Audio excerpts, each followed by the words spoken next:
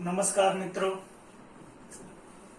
બાર સાયન્સનું પહેલું ચેપ્ટર વિદ્યુતભાર અને વિદ્યુત ક્ષેત્રો એનું આજે 10મો લેક્ચર, જેની અંદર આપણે 1.12 સમાન બાહ્ય ક્ષેત્રમાં મૂકેલ ડાયપોલ ની વર્તણૂક કયા પ્રકારની હોય એના વિશે અભ્યાસ કરીશું. એટલે કે જ્યારે સમાન વિદ્યુત ક્ષેત્રમાં વિદ્યુત ડાયપોલ મૂકવામાં આવે ત્યારે કયા પ્રકારની વર્તણૂક ધરાવે છે એના વિશેનો આપણે અહીંયા અભ્યાસ કરવાનો છે. અહીંયા આકૃતિમાં દર્શાવ્યા પ્રમાણે અહીંયા આપણે એક સમાન વિદ્યુત ક્ષેત્ર દર્શાવીએ છીએ.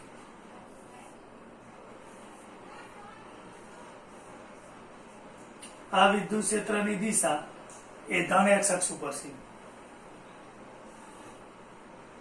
આપણે વાય દિશા દર્શાવીએ છીએ અને આ આપેલ એમ પદ્ધતિનું ઉગમ બિંદુ O દર્શાવીએ છીએ. આ સમાન વિદ્યુત ક્ષેત્ર કઈ રીતે થાય એના માટે આપણે વિદ્યુત ક્ષેત્ર રેખાઓની લાક્ષણિકતાઓનો શૈલી લાક્ષણિકતાનો અભ્યાસ કર્યો હતો કે જ્યારે વિદ્યુત ક્ષેત્ર રેખાઓ પરસ્પર સમાન અંતરે અને પરસ્પર સમાંતર હોય તો એને આપણે સમાન વિદ્યુત ક્ષેત્ર તરીકે લઈ શકીએ. એટલે કે એના દરેક બિંદુ પાસે વિદ્યુત ક્ષેત્રની તીવ્રતાનું મૂલ્ય સમાન હોય છે. આવા એક સમાન વિદ્યુત ક્ષેત્રની અંદર એક વિદ્યુત ડાયપોલ, જેની ડાયપોલ મોમેન્ટ અગાઉ આપણે શીખી ગયા P બરાબર Q ઇન્ટુ 2a જેટલી હોય એવી એક ડાયપોલ મોમેન્ટ એ રીતે મૂકવામાં આવે છે કે જેથી કરીને ડાયપોલનું મધ્ય બિંદુ એ એમ પદ્ધતિના ઉગમ બિંદુ ઉપર સંપાત થાય એવી એક ડાયપોલ અહીંયા આપણે દર્શાવીએ છીએ. આ એક વિદ્યુત ડાયપોલ મૂકેલી છે. અહીંયા આ એનો આપણે પ્લસ Q વિદ્યુત ભાગ લઈએ છીએ, અહીંયા માઇનસ Q વિદ્યુત ભાગ લઈએ છીએ. ડાયપોલ ની દિશા અથવા ડાયપોલ મોમેન્ટની દિશા એ અગાઉ આપણે શીખી ગયા પ્રમાણે ડાયપોલના ઋણ વિદ્યુત ભારથી ધન વિદ્યુત ભાર તરફની હોય છે, એટલે કે માઇનસ Q થી પ્લસ Q તરફની હોય છે. અહીંયા આ ટોટલ અંતર એ 2a જેટલું છે, એટલે અહીંથી આ અંતરને આપણે દિશા પ્રમાણે માઇનસ a તરીકે લઈ શકીએ અને આ આપણે પ્લસ a તરીકે લઈ શકીએ. કોઈ એક ક્ષણે આપેલ વિદ્યુત ડાયપોલ એ વિદ્યુત ક્ષેત્ર સાથે થીટા ખૂણે આપણે અહીંયા મૂકેલી છે, એટલે કે ડાયપોલ મોમેન્ટ P અને વિદ્યુત ક્ષેત્ર E વચ્ચેનો ખૂણો થીટા છે. હવે અહીંયા ડાયપોલને લીધે પરિણામી ટોર્ક અહીંયા આપણે મેળવવું છે. એટલે પરિણામી ટોર્ક મેળવવા માટે બળની જરૂર પડે, કારણ કે ટોર્ક ટાઉ બરાબર R ક્રોસ F આપણે લઈએ છીએ. અહીંયા પ્લસ Q વિદ્યુત ભારને લીધે ઉદ્ભવતું બળ એ પ્લસ Q ઇન્ટુ E જેટલું થશે, જે આપણે અગાઉ અભ્યાસ કરી ચૂક્યા. વિદ્યુત ક્ષેત્ર E બરાબર F બાય Q, તો F બરાબર Q ઇન્ટુ E થશે. એટલે એ સૂત્ર પ્રમાણે આ પ્લસ Q E જેટલું વિદ્યુત બળ લાગશે, એ જ રીતે આ બાજુ માઇનસ Q ઇન્ટુ E જેટલું વિદ્યુત બળ લાગે છે. આ સ્થાન સદિશ એ આપેલો છે, આ માઇનસ એ આપેલો છે. હવે અહીંયા સમજવાનું એ છે કે ડાયપોલ વિદ્યુત ડાયપોલની વ્યાખ્યા પ્રમાણે એના પરના વિદ્યુત ભારના મૂલ્યો સમાન ને પરસ્પર વિરુદ્ધ હોય છે. પરિણામી બંને બળોને લીધે મળતું પરિણામી બળ એ શૂન્ય થશે. એટલે આપણે અગાઉ શીખી ગયા હતા 11મા ધોરણમાં કે કોઈ પણ તંત્ર એ સંતુલનમાં ક્યારે કહેવાય, તો એક રેખીય સંતુલનમાં હોય અને ચાકગતીય સંતુલનમાં હોય. રેખીય સંતુલનમાં ક્યારે કહેવાય, તો તંત્ર પર લાગતું પરિણામી બાહ્ય બળ શૂન્ય હોય તો એ રેખીય સંતુલનમાં કહેવાય, અને પરિણામી ટોર્ક 0 હોય તો એ ચાકગતીય સંતુલનમાં કહેવાય. તો અહીંયા આપણે જોઈએ છીએ કે વિદ્યુતભારના મૂલ્યો સમાન અને પરસ્પર વિરુદ્ધ હોવાથી અહીંયા ઉદ્ભવતા બળના મૂલ્યો સમાન અને દિશા પરસ્પર વિરુદ્ધ છે, એટલે અહીંયા પરિણામી બળ શૂન્ય થાય છે. આ બરાબર સમજો. અને પરિણામી બળ શૂન્ય હોવાથી આપેલ વિદ્યુત ડાયપોલ એ રેખીય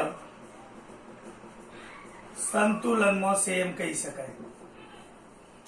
બીજું કે આ બંને બળો 11મા ધોરણમાં ચાકગતિમાં આપણે અભ્યાસ કરી ચૂક્યા કે બંને બળો પરસ્પર વિરુદ્ધ સમાન મૂલ્યના અને એક રેખસ્થ નથી, માટે બળયુગ્મ ને લીધે અહીંયા ટોર્ક ઉદ્ભવે છે. તો એ ટોર્ક કેટલું ઉદ્ભવે છે આપણે જોઈએ. અહીંયા પ્લસ Q વિદ્યુત ભારને લીધે લાગતું બળ QE QE ને લીધે O ની સાપેક્ષે ઉદ્ભવતું ટોર્ક, જો આપણે એને ટાઉ 1 કહીએ તો ટોર્કનું સૂત્ર મિત્રો અગાઉ આપણે અભ્યાસ કરી ચૂક્યા હતા. ટોર્ક બરાબર R ક્રોસ F થાય, સ્થાન સદિશ ગુણ્યા બળનો સદિશ થશે. તો અહીંયા પ્લસ ક્યુ માટે જોઈએ તો O ની સાપેક્ષે સ્થાન સદિશ R ની જગ્યાએ A થશે અને એના પર લાગતું બળ એ આપણને F ની જગ્યાએ આપણે મૂકી શકીશું Q ઇન્ટુ E. આને સમીકરણ 1 કહી દઈએ. હવે એ જ રીતે માઇનસ ક્યુ વિદ્યુતભાર ને લીધે ઉદ્ભવતું બળ માઇનસ ક્યુ ને લીધે O ની સાપેક્ષે ઉદ્ભવતું ટોર્ક, જેને આપણે ટૂંકમાં અહીંયા ટાઉ 2 કહી દઈએ છીએ. અહીંયા ટોર્ક ની વ્યાખ્યા જ્યારે આપવામાં આવે ત્યારે સંદર્ભ બિંદુનો ઉલ્લેખ કરવો ખૂબ જ અનિવાર્ય છે. એટલે ટાઉ 2 બરાબર સૂત્ર પ્રમાણે minus A cross minus Q into E થશે, એટલે A cross Q into E સમીકરણ 2 મળશે આપણને. તો અહીંયા વિદ્યુત ડાયપોલ પર ઉદ્ભવતું પરિણામી ટોર્ક એ સમીકરણ 1 અને 2 ના સરવાળા ઉપરથી મળશે. એટલે પરિણામી ટોર્ક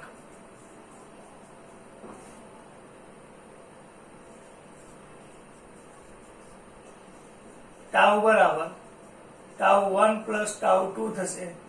બંનેની કિંમત મૂકી દઈએ. A cross Q into E plus A cross Q into E. હવે આ બંનેનું સાદું રૂપ આપણે આપીએ 2A ક્યુ ક્રોસ E મળશે. હવે અગાઉથી જ આપણે અહીંયા કહી દીધું કે સમાન વિદ્યુત ક્ષેત્રમાં જે વિદ્યુત ડાયપોલ મૂકેલી છે એ વિદ્યુત ડાયપોલની ડાયપોલ મોમેન્ટ દ્વિધ્રુવી ચાર્જ માત્રા P બરાબર Q ઇન્ટુ 2A છે. એટલે અહીંયા 2A Q ની જગ્યાએ આપણે લખી શકીએ ટાઉ બરાબર P, 2A Q ની જગ્યાએ P ક્રોસ E, બે સદિશનો સદિશ ગુણાકાર એટલે ટાઉ બરાબર આપણે PE sin થીટા લખી શકીએ. તો આ રીતે એના પર લાગતું આપણે પરિણામી ટોર્ક મેળવી શકીએ છીએ.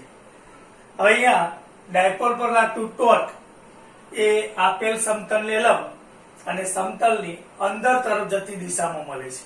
હવે આ ટોર્કને લીધે ડાયપોલ એ રીતે પરિભ્રમણ કરશે જેથી કરીને થીટા ઘટશે.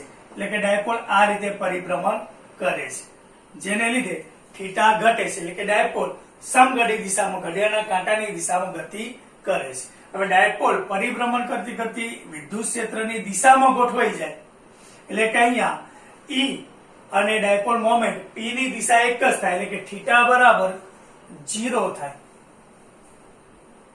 તો એ વખતે એના પર લાગતું ટોર્ક sin 0 ની કિંમત એ કેટલી થશે? 0 થશે. એટલે ટોર્ક પણ શૂન્ય થાય છે. એટલે કે આ સ્થિતિમાં ડાયપોલ એ સંતુલિત સ્થિતિમાં છે એમ આપણે કહી શકીએ. જ્યારે P અને E વચ્ચેનો ખૂણો 0 થશે ત્યારે ટોર્ક પણ કેટલું થશે? શૂન્ય થાય છે. એટલે કે ડાયપોલ એ સંતુલિત સ્થિતિમાં છે એમ કહી શકાય. જ્યારે ડાયપોલ આ રીતે સંતુલિત સ્થિતિમાં ગોઠવાયું હોય, સંતુલિત સ્થિતિમાંથી એને થીટા ખૂણે આપણે ગોઠવ્યું હોય તો એના પર લાગતા ટોર્કની વિરુદ્ધમાં આપણે કંઈક કાર્ય કરવું પડે. અને કાર્ય ત્યારે જ થાય જ્યારે ઉર્જા ખર્ચાય. તો એ વખતે જે કાર્ય કરવા માટે ઉર્જા ખર્ચાય છે એ ડાયપોલમાં એ સ્થિતિ ઉર્જા સ્વરૂપે એમાં સંગ્રહ પામે છે. તો આ જ્યારે સમાન વિદ્યુત ક્ષેત્રમાં વિદ્યુત ડાયપોલ મૂકેલી હોય તો એની વર્તણૂક જોઈએ. હવે અહીંયા આપણે સમાન વિદ્યુત ક્ષેત્રની જગ્યાએ ધારો કે અસમાન વિદ્યુત ક્ષેત્ર હોય અને એમાં આપણે વિદ્યુત ડાયપોલ મૂકેલી હોય તો એની વર્તણૂક કઈ રીતની હોય એના વિશે આપણે અભ્યાસ કરીએ.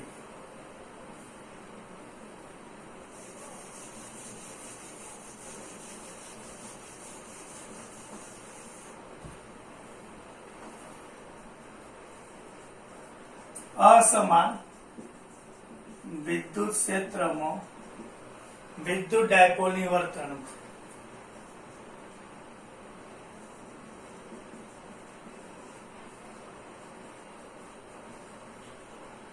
અસમાન વિદ્યુત ક્ષેત્રમાં વિદ્યુત ડાયપોલ મૂકેલી હોય ત્યારે આપણને કયા પ્રકારની વર્તણૂક જોવા મળશે એના વિશે અહીંયા આપણે જોઈએ છીએ. તો તો અહીંયા આપણે જોઈએ કે જ્યારે અસમાન વિદ્યુત ક્ષેત્રમાં વિદ્યુત ડાયપોલ મૂકેલી હોય તો એવા કિસ્સામાં પરિણામી બળ એ શૂન્ય થશે નહીં. સમાન વિદ્યુત ક્ષેત્રમાં પરિણામી બળ શૂન્ય થતું હતું, અહીંયા પરિણામી બળ શૂન્ય થશે નહીં, પરિણામી ટોર્ક પણ 0 થશે નહીં. અને એને લીધે અહીંયા આપણને આ કિસ્સામાં બે રીતે આપણે પરિસ્થિતિ વિચારીએ કે અહીંયા P અને E, આ ધારો કે P ની દિશા છે, P અને E એ સમાંતર હોય અથવા P અને E એ પરસ્પર વિરુદ્ધ એટલે કે પ્રતિ સમાંતર હોય.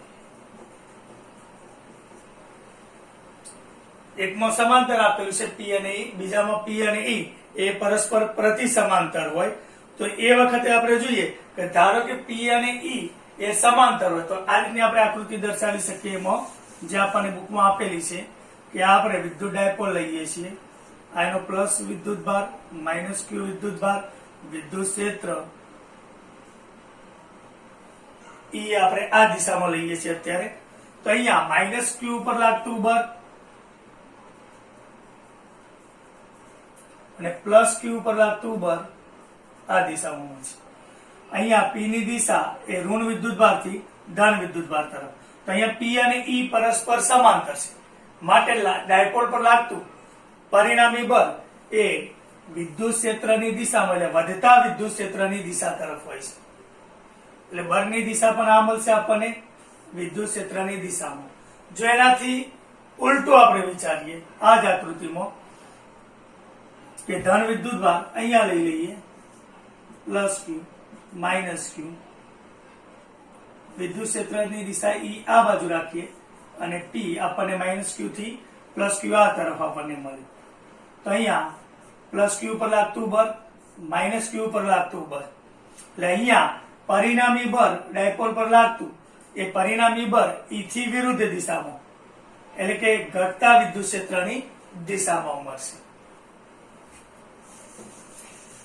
હવે જ્યારે આપણે અસમાન વિદ્યુત ક્ષેત્રમાં વિદ્યુત ડાયપોલ મૂકીએ છીએ, અસમાન વિદ્યુત ક્ષેત્ર કોને કહેવાય? તો આપણે કહી શકીએ કે આપેલા વિદ્યુત ક્ષેત્રના જુદા જુદા બિંદુ પાસે વિદ્યુત ક્ષેત્રની તીવ્રતાનું મૂલ્ય જુદું જુદું હોય તો એને આપણે અસમાન વિદ્યુત ક્ષેત્ર કહીએ. હાલ જોયું એ પ્રમાણે કે અસમાન વિદ્યુત ક્ષેત્રમાં ડાયપોલ પર લાગતું પરિણામી બળ શૂન્ય હોતું નથી, પરિણામી ટોર્ક પણ 0 હોતું નથી. એટલે કે ડાયપોલ જે છે અસમાન વિદ્યુત ક્ષેત્રની અંદર ટોર્કને લીધે ચાક ગતિ કરશે અને પરિણામી બળને લીધે રેખીય ગતિ કરે છે. એટલે આપણે વિચારીએ કે જો આ ડાયપોલ હોય તો એ આમ ચાક ગતિ કરે છે અને સાથે સાથે આ રીતે રેખીય ગતિ પણ કરશે. હવે ચાક ગતિ કરતા કરતા એક સમય એવો આવશે કે વિદ્યુત ડાયપોલ મોમેન્ટની દિશા એટલે P ની દિશા E ની દિશામાં ગોઠવાય. તો હાલ જોયું એ પ્રમાણે થીટા બરાબર 0 થશે એટલે ટોર્ક 0 થશે. એટલે કે હવે ડાયપોલ જે છે ચાક ગતિ કરતી નથી પણ પરિણામી બળ લાગે છે માટે રેખીય ગતિ કરે છે. હવે એને એક ઉદાહરણ દ્વારા આપણે અભ્યાસ કરીએ કે આપણો એક એવો સામાન્ય અનુભવ છે કે જ્યારે સુકાવારની અંદર આપણે કાંસકો ફેરવી અને કાગળના ટુકડાની નજીક રાખવામાં આવે તો ટુકડાઓ કેમ એ કાંસકાના દાંતા તરફ આકર્ષાય છે. તો એના વિશે અહીંયા આપણે જોઈએ. ધારો કે આપણને એક કાંસકો આપેલો છે,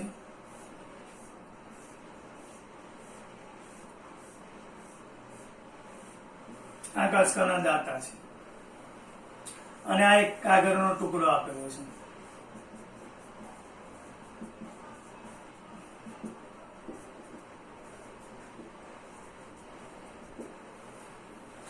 કાંસકાને જ્યારે આપણે સુકાવાર સાથે ઘસીએ છીએ એટલે ઘર્ષણની પ્રક્રિયાને લીધે કાંસકો કે કાંસકાના દાંતા એ વિદ્યુત ભારી થાય છે.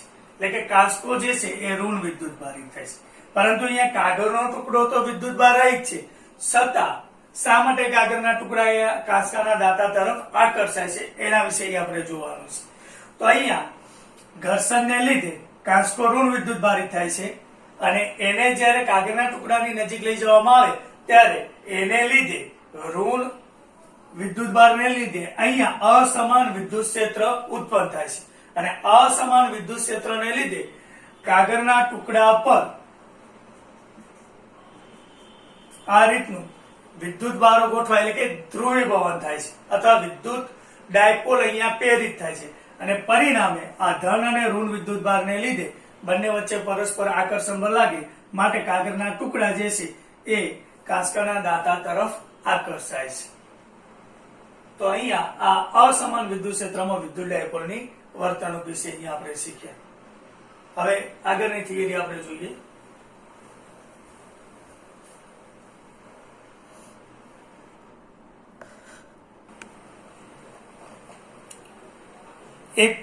સતત વિદ્યુત ભાર વિતરણ. મિત્રો અહીંયા આપણે જોયું કે અલગ અલગ અગાઉ આપણે જોયું કે અલગ અલગ વહેંચાયેલા વિદ્યુત ભારો, ધારો કે Q1 Q2 up to Qn સાથે આપણે કામ કર્યું, એના લીધે કઈ રીતે વિદ્યુત ક્ષેત્ર ઉત્પન્ન થાય. હવે અહીંયા અલગ અલગ વિદ્યુત ભારો પૂરતી મર્યાદામાં આપણે આમ કર્યું, એનું કારણ એ છે કે એનું ગણિત સરળ છે, કારણ કે એમાં આપણે કોઈ કલનશાસ્ત્રની જરૂર પડતી નથી, પરંતુ કેટલાક હેતુઓ માટે અલગ અલગ વિદ્યુત ભારોના પદમાં કામ કરવાનું અવ્યાવહારિક છે, એટલે આપણે સતત વિદ્યુત ભાર વિતરણ સાથે કામ કરવાની જરૂર પડે. દાખલા તરીકે વિદ્યુત ભારિત સુવાહકની સપાટી પર વિદ્યુત ભાર વિતરણને સૂક્ષ્મ વિદ્યુત ભારિત ઘટકોના સ્થાનના પદમાં દર્શાવવાનું અવ્યવહારુ છે. એટલે સુવાહકની સપાટી પર આપણે ક્ષેત્રફળ ખંડ ડેલ્ટા એસ એટલે કે નાના સૂક્ષ્મ ખંડ નો વિચાર કરવાનો, અને એ ખંડ પર વિદ્યુત ભાર ડેલ્ટા ક્યુ દર્શાવવાનું વધારે સુગમ પડ્યું છે. એટલે આ પરથી આપણે ક્ષેત્રફળ ખંડ પરથી વિદ્યુત ભારની પૃષ્ઠ ઘનતાને વ્યાખ્યાયિત કરી શકીએ છીએ. તો અહીંયા દર્શાવ્યા પ્રમાણે સતત વિદ્યુત ભાર વિતરણમાં 3 પ્રકારના વિતરણનો આપણે મિત્રો અભ્યાસ કરવાનો છે. રેખીય વિતરણ, પૃષ્ઠ વિતરણ અને કદ વિતરણ. એમાં રેખીય વિતરણની વાત કરીએ તો અહીંયા આકૃતિમાં આપણને એક L લંબાઈનો કોઈ વાહકતાર આપેલો છે. હવે એની અંદર એના આપણે નાના નાના dl લંબાઈના સૂક્ષ્મ ખંડ લઈ લઈએ છીએ. એમાં કોઈ એક ખંડને લીધે P બિંદુ પાસે, જેનો સ્થાન સદિશ r ડેશ અને O થી P વચ્ચેનું અંતર આપણે કેપિટલ R લઈએ છીએ, અને O થી આ ખંડ સુધીનું અંતર આપણે R એટલે સ્થાન સદિશ દર્શાવ્યા છે. અહીંયા P બિંદુ પાસેનો માત્ર આ ખંડને લીધે ઉદ્ભવતો વિદ્યુત ભાર જો વ્યાખ્યાયિત કરવો તો ડેલ્ટા ક્યુ બરાબર લેમ્ડા ઇન્ટુ ડેલ્ટા એલ થાય, જે લેમ્ડાને આપણે રેખીય વિદ્યુત ભાર ઘનતા કહીએ છીએ. લેમ્ડા એટલે એકમ લંબાઈ દીઠ આપેલ ખંડ પરનો અથવા આપેલ રેખા પરના એકમ લંબાઈ દીઠ વિદ્યુત ભાર, જેને આપણે એની રેખીય વિદ્યુત ભાર ઘનતા તરીકે લઈએ છીએ. લેમ્ડા બરાબર આપેલ ખંડ પરનો કુલ વિદ્યુત ભાર ભાગ્યા એની લંબાઈ. જો એકમ લંબાઈ દીઠ લઈએ તો એને આપણે રેખીય વિદ્યુત ભાર ઘનતા કહીએ. એનો એકમ તો સૂત્ર ઉપરથી જે વિદ્યુત ભારનો એકમ કુલમ અને અંતર છે એટલે પ્રતિ મીટર, કુલમ પ્રતિ મીટર. એ રીતે જો આપણે પૃષ્ઠ વિતરણ લઈએ તો સપાટી આપણને કોઈ આપેલી હોય અને એના પર વિદ્યુત ભાર હોય તો એમાં પૃષ્ઠ વિદ્યુત ભાર બરાબર delta Q is equal to sigma into delta S. Delta S એ જે ખંડ આપણે ધારેલો છે એનું ક્ષેત્રફળ છે, જેમાં અહીંયા ડેલ્ટા એલ એની લંબાઈ હતી, અને સિગ્માને આપણે પૃષ્ઠ વિદ્યુત ભાર ઘનતા કહીએ છીએ. એટલે અહીંયા પણ વ્યાખ્યાયિત કર્યું તો એકમ પૃષ્ઠના ક્ષેત્રફળ દીઠ વિદ્યુત ભાર એટલે એને પૃષ્ઠ વિદ્યુત ભાર ઘનતા તરીકે આપણે લઈ શકીએ, જેનો એકમ કુલમ અને ક્ષેત્રફળનો એકમ મીટર સ્ક્વેર એટલે કુલમ પ્રતિ મીટર સ્ક્વેર થશે. એ રીતે આપણને ધારો કે ત્રિપરિમાણમાં કદ વિતરણ આપેલું હોય તો અહીંયા ડેલ્ટા વી કદ ધરાવતો સૂક્ષ્મ કદ ખંડ આપણે અહીંયા વિચારીએ છીએ, અને એનો વિદ્યુત ભાર ડેલ્ટા ક્યુ બરાબર રો ઇન્ટુ ડેલ્ટા વી, એટલે આને કદ વિદ્યુત ભાર ઘનતા તરીકે આપણે લઈએ છીએ. એટલે રો બરાબર delta Q by delta V, એકમ કદ દીઠ વિદ્યુત ભાર એને આપણે એની કદ વિદ્યુત ભાર ઘનતા કહીએ, એકમ કુલમ પ્રતિ મીટર ક્યુબ થશે.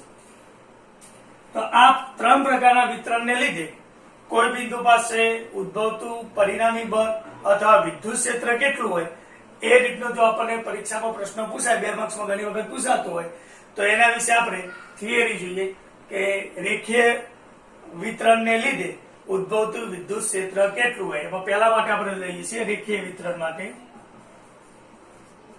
આમાં મિત્રો એક થિયરી બરાબર સમજો એટલે એના પછી 3 થિયરી આવડી જશે. તો અહીંયા આકૃતિમાં દર્શાવ્યા પ્રમાણે ત્રિપરિમાણમાં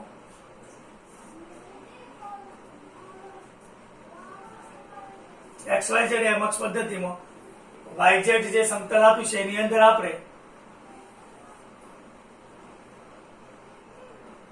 એક ખૂબ લાંબો વિદ્યુત ભારિત તાર વિચારીએ છીએ, જેના ઉપર આ રીતના ધન વિદ્યુત ભાર એ સતત રીતે વિતરિત થયેલો છે.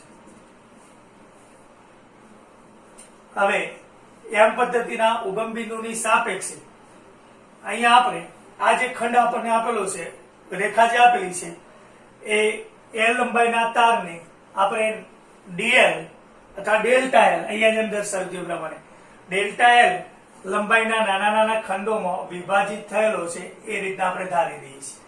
એમાંનો કોઈ એક ખંડ જેની લંબાઈ ડેલ્ટા એલ અથવા ડેલ્ટા એલ ડેશ પણ આપણે લઈ શકીએ છીએ. તો ડેલ્ટા એલ ડેશ અહીંયા લઈએ છીએ. ડેલ્ટા એલ ડેશ લંબાઈનો એક નાનો ખંડ જેનો સ્થાન સદિશ આપણે અહીંયા આર ડેશ વિચારીએ છીએ. હવે અહીંયા ઉગમ બિંદુથી કોઈ પી બિંદુ પાસે જેનો સ્થાન સદિશ આપણે આર લઈએ તો આ પી બિંદુ પાસે આ જે તાર આપણને આપેલો છે વિદ્યુત ભારિત, એને લીધે ઉદ્ભવતું બળ અને પરિણામે ઉદ્ભવતું વિદ્યુત ક્ષેત્ર અહીંયા આપણે મેળવવું છે. તો અહીંયા આકૃતિ પરથી વર્ણન લખવાનું કે આકૃતિમાં દર્શાવ્યા પ્રમાણે કોઈ રેખા પર સતત રીતે વિતરિત થયેલો વિદ્યુત ભાર ધ્યાનમાં લો. આ વિદ્યુત ભારને લીધે પી બિંદુ સ્થાન સદિશ આર અંતરે આવેલા પી બિંદુ પાસેનું આપણે વિદ્યુત ક્ષેત્ર મેળવવું છે.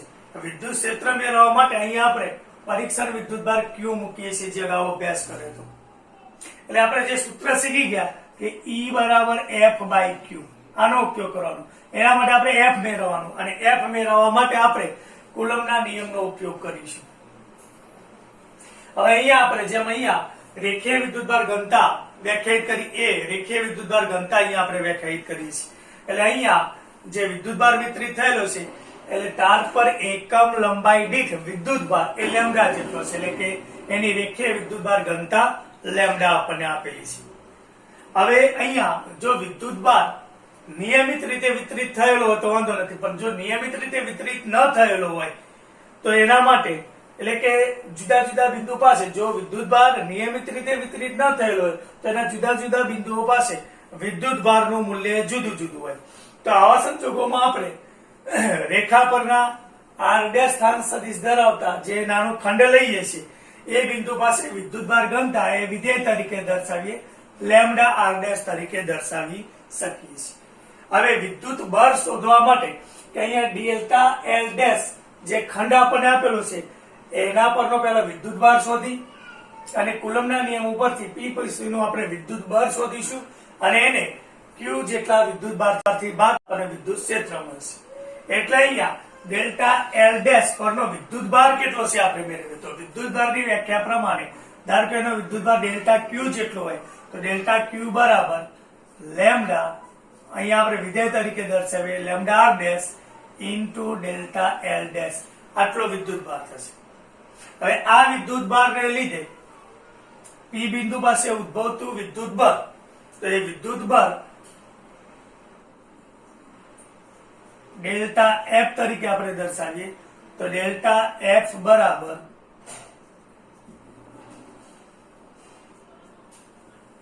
સૂત્ર પ્રમાણે થશે કે અથવા 1/4πε0 બે વિદ્યુત ભારોનો ગુણાકાર એટલે ક્યુ ઇન્ટુ ડેલ્ટા ક્યુ અને સ્મોલ ક્યુ કહી દઈએ ભાગ્યા આર ડેશ માઇનસ આર ની 3 ઘાત આર ડેશ માઇનસ આર, આ રીતે પણ દર્શાવી શકીએ મિત્રો આપણે. અને એકમ સદિશના સ્વરૂપમાં દર્શાવવું હોય તો K Q delta Q R dash square into R dash square, આ રીતે પણ આપણે દર્શાવી શકીએ. તો અહીંયા એલ લંબાઈનો જે આપણને વિદ્યુત ભારિત તાર આપેલો છે એના ડેલ્ટા એલ ડેશ ખંડ પરના વિદ્યુત ભારને લીધે આર અંતર આવેલા પી બિંદુ પાસેનું વિદ્યુત બળ આટલું લાગશે. તો આવા દરેક ખંડને લીધે લાગતું બળ મેળવી અને આ બધા જ બળોનો આપણે સરવાળો કરીએ અને અહીંયા વિદ્યુત ભારનું વિતરણ સતત હોવાથી સરવાળો એ સંકલનમાં પરિણમે માટે પરિણામી બળ મેળવ્યું તો એફ બરાબર સંકલન અહીંયા રેખીય સંકલન હોવાથી આપણે એલ તરીકે દર્શાવીશું. ડેલ્ટા એફ અથવા સૂક્ષ્મ હોય તો ડીએફ તરીકે પણ અહીંયા આપણે દર્શાવી શકીએ. એટલે સંકલન સીધો જ અહીંયા આપણે સરવાળાને સંકલન સ્વરૂપમાં લઈ લઈએ છીએ. K Q delta Q R dash square into R caret આ રીતે આપણે દર્શાવી શકીએ છીએ. હવે ડેલ્ટા ક્યુ ની કિંમત આપણે અહીંયા મૂકીએ તો સંકલન કે ક્યુ ડેલ્ટા ક્યુ ની જગ્યાએ lambda R dash delta L dash ભાગ્યા R dash square into R caret આ રીતે આપણે પરિણામી બળ એફ લઈ શકીએ.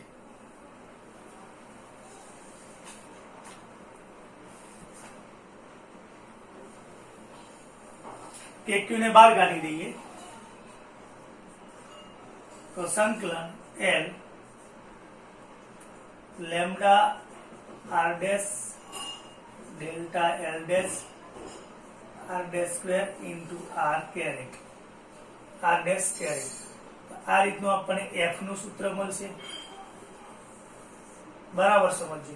જો વિદ્યુત ભાર માંગ્યો તો અહીંયા સુધી આપણે લખી શકીએ અને જો વિદ્યુત ક્ષેત્ર માંગેલું હોય તો અહીંયા પી સ્થાને આપણે જે ક્યુ વિદ્યુત ભાર મૂકીએ છીએ અને ક્યુ નું મૂલ્ય ખૂબ જ સૂક્ષ્મ હોય એટલે કે દરેક જગ્યાએ રેખીય વિદ્યુત ભારને લીધે ઉદ્ભવતું વિદ્યુત ક્ષેત્રની તીવ્રતા એટલે સૂત્ર પ્રમાણે E બરાબર F બાય Q એટલે ટૂંકમાં આ સૂત્રને Q વડે ભાગી નાખીએ આપણે એટલે અહીંયા કે Q બાય Q થશે. Q નીકળી જશે એટલે સીધું લખી દઉં કે સંકલન L રેખીય સંકલન lambda R dash delta L dash R dash નો square into R dash caret અથવા આ રીતે લખી શકીએ આર ડેશ માઇનસ આર.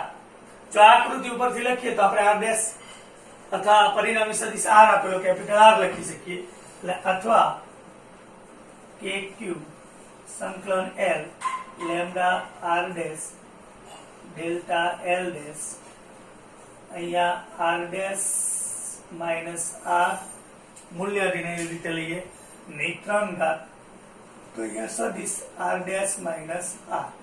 એ જ રીતે અહીંયા પણ લખી શકાય કે સંકલન L lambda R dash delta L dash R dash minus R ની 3 ઘાત આર ડેશ માઇનસ આર. આ રીતે આપણે સૂત્રો મેળવી શકીએ છીએ. હવે આ રેખીય વિતરણની જગ્યાએ મિત્રો હવે આપણને જો પૃષ્ઠ વિતરણ પૂછ્યું હોય તો આમાં કેટલો ફેરફાર કરવો હવે બરાબર સમજો. આ એક થિયરી બરાબર આવડી જાય. આકૃતિ ની અગત્યતા દર્શાવતા કેટલાક વર્ણનાત્મક મુદ્દાઓ લખી નાખો અને એના ઉપરથી આટલા સ્ટેપ મેથેમેટિકલ સ્ટેપ લખવાના છે. હવે અહીંયા આપણે રેખીય વિતરણની જગ્યાએ પૃષ્ઠ વિતરણ લઈ લઈએ તો પૃષ્ઠ વિતરણ માટે અહીંયા આકૃતિમાં અહીંયા આપણે કોઈ પૃષ્ઠ લઈ લઈશું અને એના પૃષ્ઠખંડ દર્શાવી દઈશું આ રીતે અને એમાંનો એક કે જેનું ક્ષેત્રફળ ડેલ્ટા એસ હોય અથવા ડીએસ હોય ખૂબ નાનો હોય તો આપણે ડીએસ પણ લખી શકીએ. તો એ જેનો સ્થાન સદિશ આર ડેશ બાકી એના જ આપણે આકૃતિ રાખવાની છે. તો આગળ આકૃતિમાં દર્શાવ્યા પ્રમાણે જેમ આપણે રેખીય વિદ્યુતભાર ઘનતા વ્યાખ્યાયિત કરી હતી એની જગ્યાએ અહીંયા આપણે પૃષ્ઠ વિદ્યુતભાર ઘનતા સિગ્મા આર ડેશ વ્યાખ્યાયિત કરીશું. એને લીધે આટલા ખંડ પરનો વિદ્યુતભાર એ ડેલ્ટા ક્યુ બરાબર અહીંયા લેમ્ડાની જગ્યાએ સિગ્મા ટૂંકમાં જ્યાં લેમ્ડા આવે છે એની જગ્યાએ સિગ્મા લઈશું અને જ્યાં આપણને ડેલ્ટા એલ ડેશ આપી એની જગ્યાએ ડેલ્ટા એસ ડેશ દર્શાવીએ આપણે. તો અહીંયા સૂત્રમાં ફેરફાર એ થશે કે જ્યાં આપણને લેમ્ડા આપેલું હોય એ લેમ્ડાની જગ્યાએ બરાબર સમજો બાકી એના એ જ આવશે. અહીંયા લેમ્ડાની જગ્યાએ આપણને સિગ્મા અને એલ ડેશ ની જગ્યાએ આપણે એસ ડેશ કરી નાખીએ એટલે આપણને પૃષ્ઠ વિતરણ માટેનો થિયરીનો જવાબ મળી જશે. એટલે અહીંયા આપણે સિગ્મા કરી નાખીએ delta S dash sigma delta S dash sigma delta S dash sigma અને અહીંયા ડેલ્ટા એસ ડેશ. તો આ થિયરી મિત્રો એક પૃષ્ઠ વિતરણ માટે થઈ જશે. પૃષ્ઠ વિતરણને લીધે પી બિંદુ પાસેનું વિદ્યુત બળ અથવા વિદ્યુત ક્ષેત્ર માંગ્યું તો આ રીતે આપણે મેળવી શકીએ છીએ. એટલે એક થિયરી બરાબર તૈયારી કરો, એના ઉપરથી ત્રણેય વિતરણ માટેની થિયરી આવશે. જો આની જગ્યાએ આપણને ત્રીજું કદ વિતરણ કીધું હોત તો કદ વિતરણ માટે અહીંયા આપણે એક કદ ખંડ દર્શાવીએ.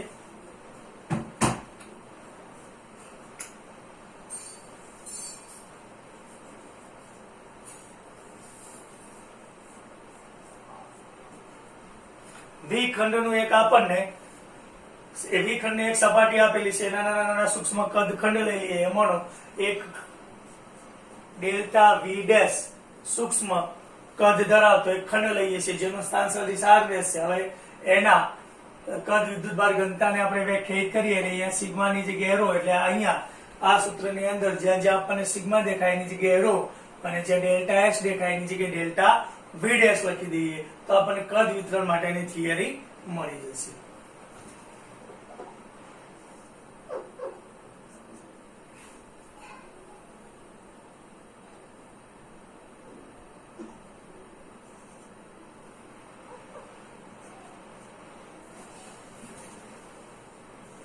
Row delta V dash, rho delta V dash, અહીંયા રો ડેલ્ટા વી ડેશ, એ રીતે અહીંયા પણ રો અને અહીંયા ડેલ્ટા વી ડેશ. તો આ કદ વિતરણ માટેની થિયરી આપણને મળી છે. તો અહીંયા એક થિયરી યાદ રાખો, એના ઉપરથી આકૃતિ દોરો, આકૃતિને દર્શાવતા મુદ્દાઓ લખો અને એના ઉપરથી જે વિતરણ આપણને આપેલું હોય એની વિદ્યુતભાર ઘનતાને વ્યાખ્યાયિત કરો. જે સૂક્ષ્મ રેખાખંડ આપ્યો હોય, પૃષ્ઠખંડ આપ્યો હોય કે કદ ખંડ આપ્યો હોય એના પરનો વિદ્યુતભાર વ્યાખ્યાયિત કરો. એને લીધે પી બિંદુ પાસે ઉદ્ભવતું વિદ્યુત બળ મેળવો. આ દરેક ખંડને લીધે ઉદ્ભવતું પરિણામી બળ મેળવવા માટે સંકલન કરીએ, કારણ કે અહીંયા વિદ્યુતભાર સતત રીતે વિતરિત થયેલો હોવાથી કુલ બળ મેળવવા માટે આપણે સરવાળો એ સંકલનમાં પરિણમે છે. સંકલન દર્શાવીએ અને એના ઉપરથી એફ મેળવી એફ ને ક્યુ વડે ભાગીએ એટલે વિદ્યુત ક્ષેત્ર ઈ આપણને મળશે. જો વિદ્યુત બળ સુધી પૂછ્યું તો અહીંયા સુધી અને વિદ્યુત ક્ષેત્ર મેળવવાનું પૂછ્યું હોય તો આ સૂત્રમાં આપણે ક્યુ વડે ભાગી અને ઈ નું સૂત્ર મેળવી શકીએ છીએ. તો આ રીતે આપણે સતત વિદ્યુતભાર વિતરણ, એમાં ત્રણ પ્રકારના વિતરણ, રેખીય વિતરણ, પૃષ્ઠ વિતરણ અને કદ વિતરણ ને વ્યાખ્યાયિત કરી શકીએ અથવા એની કોઈ પણ થિયરી લખી શકીએ છીએ. Thank you.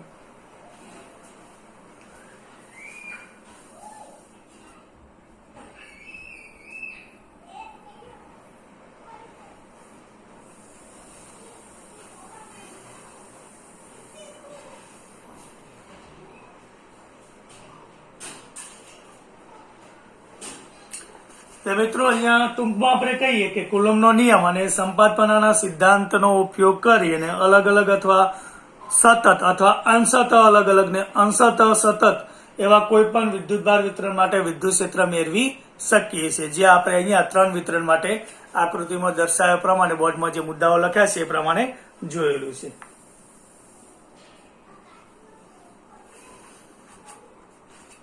નેક્સ્ટ આપણે 1.14 ગૌસના નિયમ અને 1.15 ગૌસના નિયમના ઉપયોગો એટલી થિયરી હવે પહેલા ચેપ્ટરમાં થિયરિકલ પોઈન્ટમાં બાકી છે એ જોઈશું.